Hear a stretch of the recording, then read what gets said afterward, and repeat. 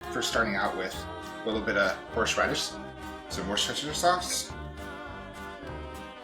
a few dashes of Tabasco. We need our tomato juice, some tequila,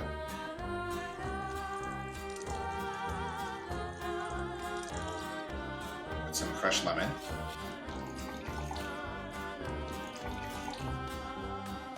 I'll add some ice,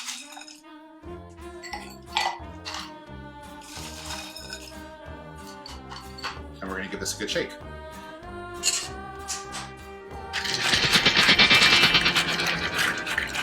So to serve up this cocktail, just add some ice, go ahead and add your garnish, because what's a Bloody Mary without some celery, and our lovely pickled veggies there, and go ahead and add it in.